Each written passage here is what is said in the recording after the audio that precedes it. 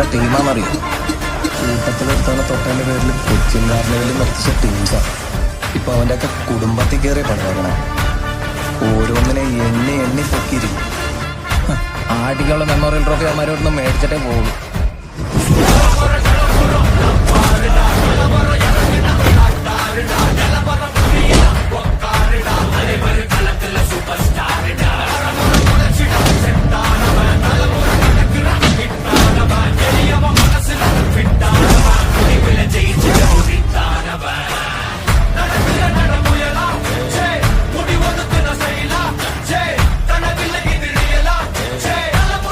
തീർക്കാനുള്ളതൊക്കെ നമ്മൾ പുറത്തു തീർത്തോളാം.